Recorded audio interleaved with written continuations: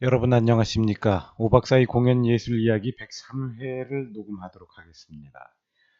이번 회에는 지난번에도 소개해드린 바 있었던 이두현 선생이 한국 공연예술계의 선구자들과 대담을 한 내용을 녹음을 한 것을 채록한 것, 그것이 이제 책으로 나온 대담 한국 연극 이면사의 내용 중에서 이해랑 관련 부분을 조금 소개해 드리도록 하겠습니다.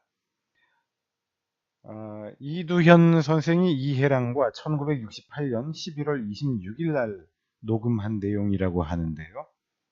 이 당시에 이해랑은 52세였습니다. 이두현 선생과 이해랑 선생의 대화 내용 중에서 제가 흥미를 느끼는 부분만 여러분들께 발췌해서 소개해 드리도록 하겠습니다. 제가 흥미를 느끼는 이유는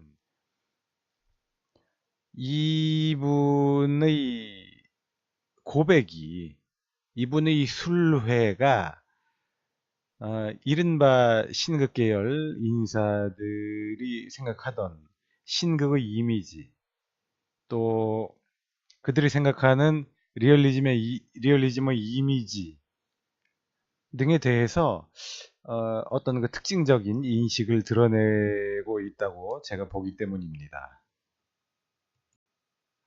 먼저 이해랑이 연극의 뜻을 두게 된 동기, 연극의 뜻을 두게 된 계기에 대해서 이야기하는 부분인데요. 이 부분을 보면 이해랑 자신은 신극에 대해서 그것이 인텔리들이 하는 연극이라고 규정을 하고 있는 것을 우리가 발견할 수 있습니다. 그의 인식 속에서는 신극이 이른바 신파와는 다른 인텔리들이 하는 고상한 고급 문화라는 생각이 자리 잡고 있었습니다.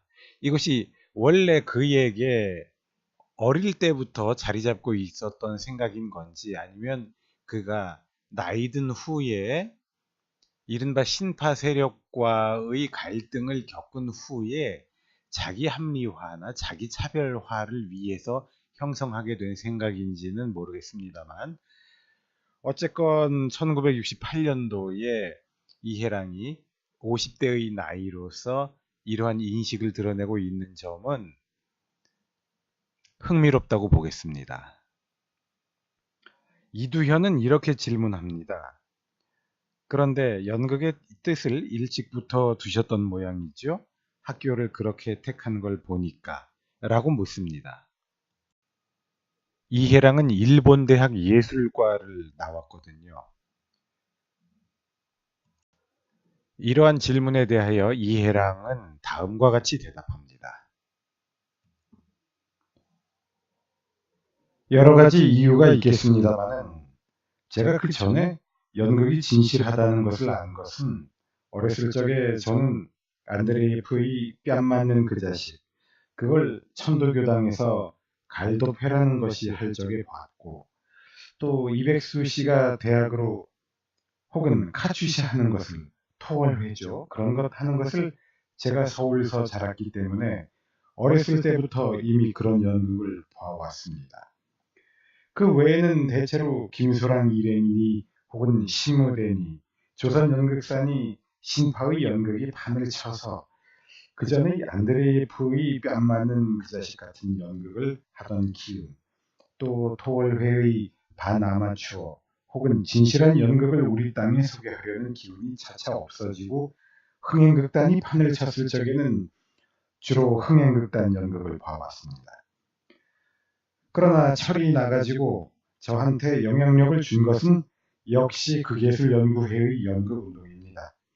물론 그때 하셨던 분들이 잘 알다시피 유치진 선생을 비롯해서 서왕석 선생, 돌아가신 함대훈 선생, 이현구 선생, 이런 분들이 문필가로서도 저명한 분들이고 사회의 존경을 받는 분들인데, 이런 분들이 홍혜성 선생의 연출하에 연극하는 것을 보고 연극이란 게 저런 인텔리들이 하는 것인가 보다라는 것을 안 것은 그때가 처음입니다.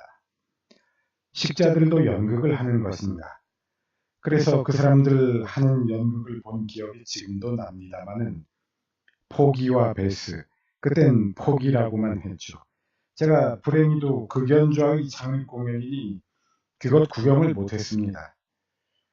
그러나 그 후에 톨스토이의 어둠의 힘을 이광수 씨가 번안을 하고 유치진 선생이 각색을 한 걸 제가 봤는데 참 흥행극을 보다가 그런 연극을 보니까 확실히는 알 수 없으나 참 진실한 깊이가 있어요.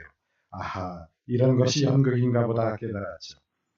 그래서 제 딴에는 마음으로부터 연극에 끌려 들어가기 시작했습니다. 그러다가 일본에 가서 일본의 연극과라는 것이 일본 대학 예술과밖에는 없었습니다. 그래서 입학을 하게 됐습니다. 그때부터 연극학도로서 전문적으로 연극의 뜻을 두게 됐습니다. 이해랑은 연극 활동을 하다가 사상운동을 하는 것으로 의심을 받고 대화숙에 들어가게 됩니다. 이것은 사상범을 전향시키기 위한 수용기관, 교육기관 그런 것이었죠. 나중에 보도연맹이라는 것이 이 대화숙의 그 또 다른 버전이다 라고 이야기되는 경우가 있습니다. 그때 대화숙을 들어갔다가 나와서 또다시 연극 활동을 하게 되는데요. 그때 고협이라는 극단에 들어가서 심영 같은 좌익 연극인과 함께 생활을 하게 됩니다. 그때의 이야기를 이해랑이 하는 것을 좀 들어보도록 하겠습니다.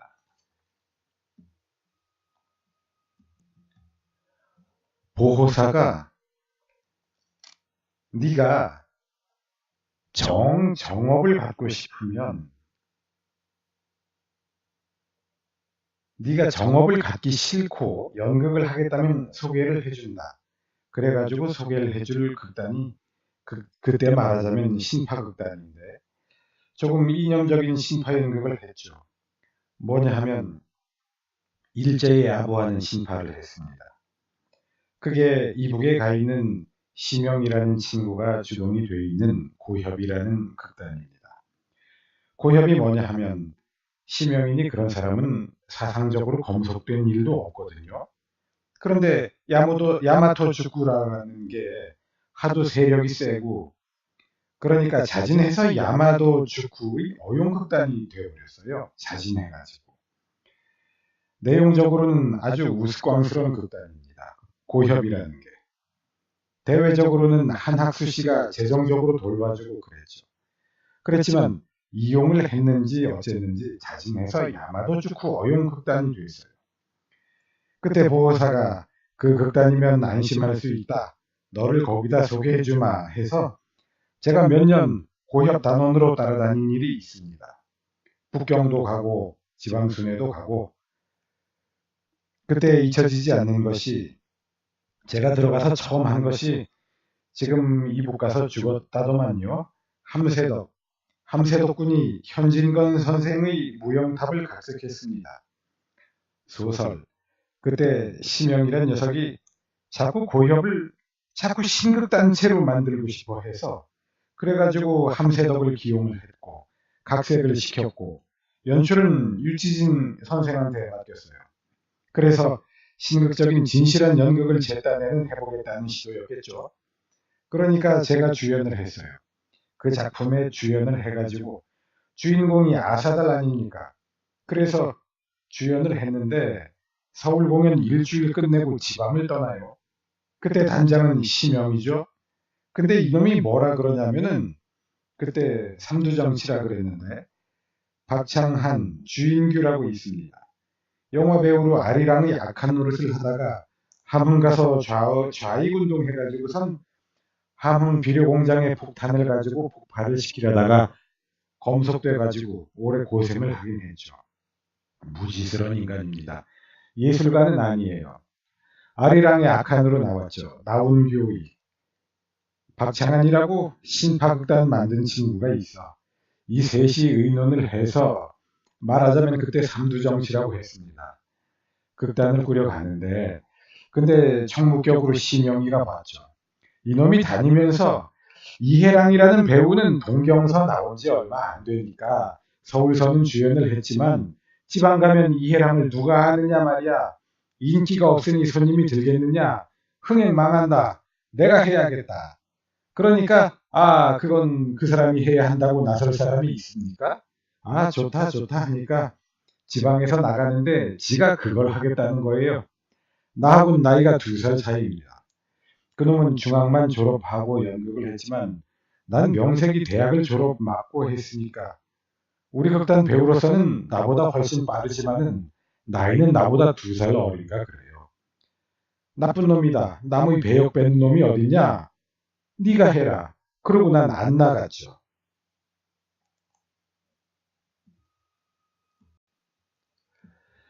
네, 저는 왠지 이 이해랑의 말에서도 좌익 연극인들에 대한 어떤 그 개인적인 감정, 사상적인 대립보다는요, 인간관계, 개인관계에서의 어떤 그 억한 심정이랄까, 나쁜 관계가 느껴지고, 또 그가 이해랑 자신이 이른바 신파 연극인들과는 달리 나는 지식인이다, 인텔리다라는 자의식이 있었다라는 것이 배어 나온다고 느껴집니다. 역시 원래 이해랑이 그런 생각을 갖고 있는 사람이었는지 아니면 나중에 결과적으로 그 월북한 연극인들과의 사이가 나빠졌기 때문에 후에 이러한 생각을 자기가 형성하게 된 것인지 모르겠지만 저는 이해랑의 말에서 그런 점들이 느껴집니다. 자, 이해랑이 해방 뒤에 연극을 잠깐 동안 쉬었습니다. 그런 이유에 대해서 이두현이 물었을 때 이해랑이 대답하는 내용을 보면 또 이해랑이 자기와 신파 연극인들은 조금 질적으로 다른 인간이다.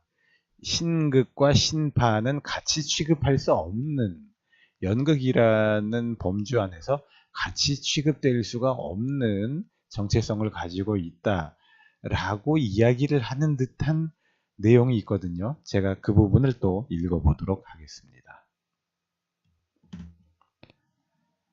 제가 그 전에 말씀드려야 할 것은 연극을 그만두게 된 이유가 일제의 아부를 해야 하고 그런 데서 비위가 틀린 것이 크지만 또 하나 참을 수 없는 것은 뭐냐 하면 제가 연극을 할 적에는 엄연히 신파 연극과 신극은 구별되어 있었어요.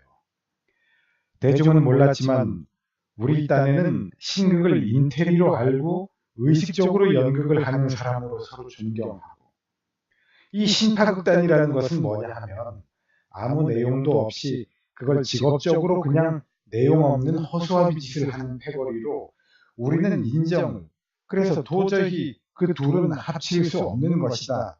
그렇게 생각을 하고 대립을 했어요. 두 가지 엄연한 주류가 있었는데 대동아전쟁 마렵에 조선연극협회라는 걸 조직을 해서 이놈들이 배우면 배우, 연출가면 연출가, 작가면 작가는 다 똑같다 말을 해. 신극이고 신파고 없다고. 한데 뭉쳐서 배우란 놈은 배우로 나오고 연출하는 놈은 연출가로 나오고 작가란 놈은 작가로 나오고 이렇게 칭호를 했단 말이에요. 신파극하고 동일시했다 그 말이죠. 그게 도저히 참을 수가 없었어요.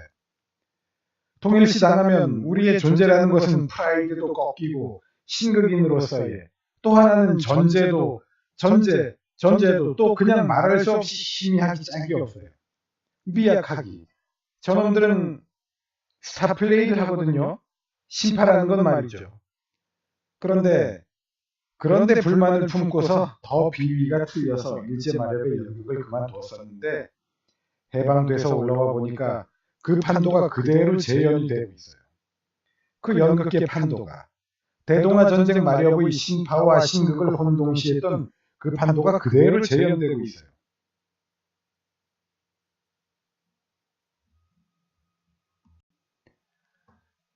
네, 지금 읽었던 부분에서도 신파와 신극은 같이 섞일 수 없다라는 이해랑의 입장이 잘 나오고 있죠. 또 흥미로운 부분이 있습니다. 이해랑 자신이 리얼리즘에 대해서 이야기하고 있는 부분인데요. 나중에 이해랑은 남한 연극에서 리얼리즘을 대표하는 인물인 것처럼 인식이 됐지만 그가 일제강점기 동안이나 그 이후의 해방정국 이런 데서는 자기네 무리들은 일부러 리얼리즘을 하지 않았다라고 고백을 했었습니다. 그 관련 내용인데요. 한번 들어보시죠. 하나 제가 중요한 말씀을 드려야 할 것은 그치들하고 연극적으로 무대를 통해서 혹은 육박전으로 터지고 그렇게 하면서 그놈들이 지금도 잊혀지지 않는 것이 그 리얼리즘이라는 것을 연극에서 전매 특허같이 내걸었습니다. 좌익 연극인들 전체가 그래가지고는 스타니스라브스키 시스템이니 뭐니 하고 그래서 올바로 제대로 그걸 갖다가 공부하고 그런 것도 아니에요. 서당계가 풍어를 읊듯이 그런 정도로 그저 현학적으로 중얼대기만 했습니다. 그러면서 이놈들이 리얼리즘을 전매 특허로 하고 있었는데 그놈들의 리얼리즘이란 뭐냐 하면 선전, 선동, 선전 이것을 리얼리즘으로 착각을 했었죠. 그래서 저희들은 리얼리즘에 대한 반발이 컸었어요. 저희 민족 진영, 순수 연극인들은 말이죠. 그래가지고 그 리얼리즘을 전매 특허 같이 내세우고 그러면서 선동적이고 선전적인 연극을 하고 그러니까 저희는 순수한 연극을 시키자 해가지고 예를 들면은 유치진 선생의 별이라는 희곡이 있습니다. 역사극이 있어요. 그걸 리얼하게 연출하면 또 어떻게 될 것인가 지금도 확답할 수는 없는 겁니다만은 그때 1막의 여주인공이 아주 산중에 피신을 해가지고 손이 말할 수 없이 돼버렸어요. 손으로 밭을 갈고 그냥. 그런데 우리는 그것을 어떻게 했냐면 그 여자가 그 다음부터는 남장을 해요. 그 여주인공이 2막서부터는. 그리고 여장을 하는 것은 그때뿐이에요. 1막에 잠깐 나오는데 여장을 하거든. 그 여장을 리얼하게 한다고 그러면은 다 떨어진 옷에 남루한 옷을 입고 손 얼굴도 그냥 햇볕에 타고 그을리고 터지고 그렇게 리얼하게 표현해야 하는데 우리는 그렇게 하지 않고 아주 고운 옷을 입고 내보냈거든요. 그것이 또 연극적인 거예요. 지금 생각해도 후회는 하지 않습니다. 그 다음부터는 이 여자가 여자 옷을 입을 데가 없어요. 전부 남장을 하고서 남자 행세를 하니까. 말하자면 연극에서 우리가 찾는 미라는 것을 추구하기 위해서 아주 고운 노랑 저고리, 파랑 치마에 고운 단장을 시켜가지고 내보낸 일이 있어요. 그렇게 말하자면 우리는 의식적으로 리얼리즘에 반대를 했었단 말이에요. 그거는 잘한 일이 아닙니다. 오히려 저놈들이 리얼리즘을 선동 선전적인 도구로 사용하고 있을 때 우리는 정말 리얼리즘을 추구했어야 된다. 그런데 우리가 그래서 그놈들이 그렇게 하는 바람에 리얼리즘에 대립된 어떤 순수한 연극을 지향하는 바람에 우리나라 리얼리즘 연극 수립이 몇 년 늦었다. 그것이 지금도 후회되는 일입니다.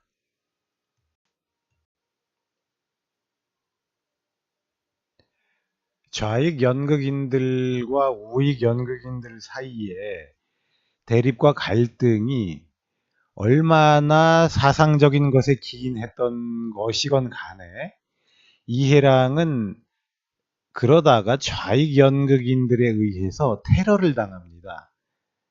아마 그래서 더욱더 그의 증오는 커졌겠지요.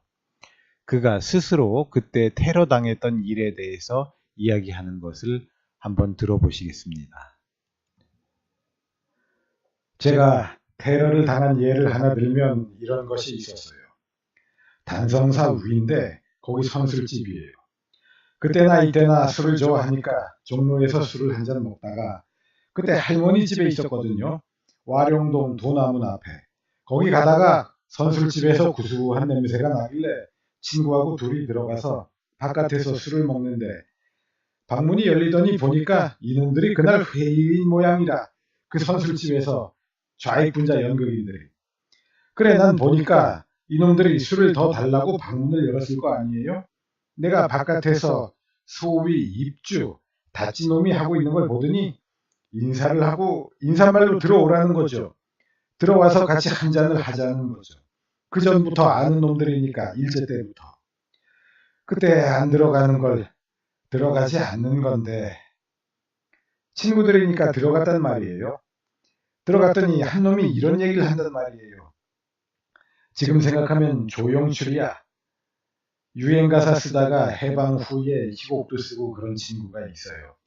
일제 땐 유행가사를 썼죠. 조용출이라고 있습니다. 와세다 대학 나오고. 그 친구가 동경에서 나하고 한 하숙에 있었습니다. 그 친구는 일본서 연극 공부를 하지 않았습니다. 유행가사를 썼으니까 소위 시공부를 한다고 문학 공부를 했던 친구예요. 그런데 그 친구가 자기는 동경서 연극 공부를 안 하고 문학 공부할 적에 해라는 연극 공부만 전문으로 하지 않았느냐고 말이에요. 그렇게 열심히 연극 공부한 사람이 한국에 와서 지금 해방이 됐는데 어째 따로 놀려고 하느냐. 말하자면 그놈들 얘기로 반동으로 노느냐, 그런 얘기를 해요. 그래서 제가 그때 나는 말이 안 되게 직설적으로 안 했겠지만 너희들이 하는 것은 반동으로 한다. 무슨 반동이냐? 너희들은 연극에 대한 반동을 하고 있다. 내가 연극 공부한 것은 어느 정치 세력을 규합하려고 연극 공부한 거 아니다. 나는 내가 노래 부르고 싶을 때 노래를 부르면 내 기분이 좋아. 그래서 노래를 부르는 거야. 그런데 그걸 어디 누구한테 이런 노래를 불러라. 그럼 노래가 나오지 않는다. 나는. 진정한 연극인의 자세를 그래야 한단 말이야. 너희들이 어디 딴 놈들이 두들기는 장단에 노래를 부르고 있으니 그런 노래는 나는 못 부른단 말이야. 그래, 연극에 대한 반동은 너희들이 하고 있는 것 아니냐. 그냥 강론, 을박, 별놈들, 뭐 이서향, 안영일이, 김일영이란 놈, 또 장치하는 또 뭔가 아주 극력 좌익분자들이 거기 다 있었어요. 그런데 어떻게 옆에서 한 놈이 빡 들어오는데 보니까 술이 취했는가 어떤 놈인지 모르겠는데 이거 너도 나도 한꺼번에 들어와요. 빡빡빡 들어오는데 어떤 놈이 때리는지 알 수가 있어야지. 한 대 맞으니까 고꾸라지니까 누가 때리는지 알 수가 있어야지. 그래서 그렇게 인간적으로 잘 아는 녀석들이지. 친하고. 그래도 그냥 술집에서 만나서 술 한잔 먹으면서도 사람을 치고 패고 그랬단 말이야. 그러니까 그놈들이 그러고서 뒷구녕으로 좌익 테러 분자들을 시켜가지고 협박장을 보내고 공갈을 치고.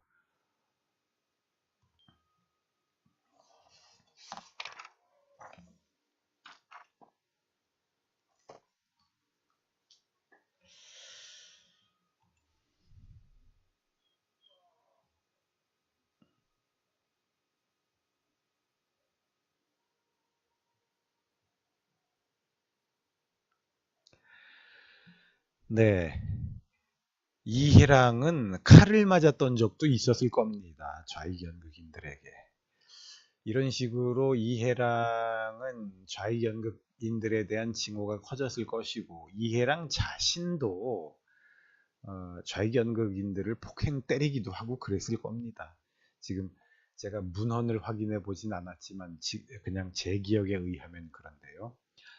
이런 식으로 아마 인간관계에서의 갈등이 작용한 바가 좌익과 우익 사이에서 연극인들 사이에서 크지 않았나 그렇게 생각이 되네요.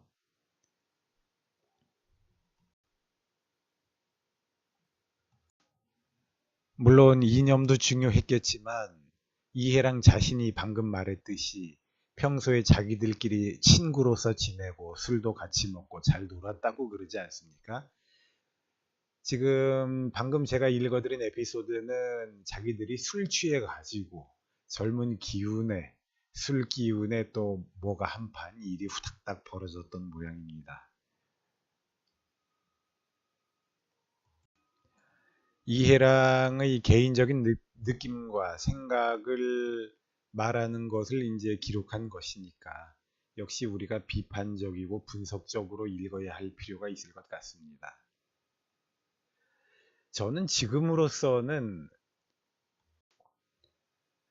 그 당시에 상당수의 연극인들이 이념적인 문제보다는 자기 자신들이 보다 더 순조롭게 연극 작업을 할 수 있는 환경을 찾아서 월북했을 것이다 라고 보는 견해에 더 호소력을 느끼고 있습니다. 얘기가 길어졌는데요. 이번 회는 그냥 이렇게 마무리해야 될 것 같습니다. 여러분 감사합니다.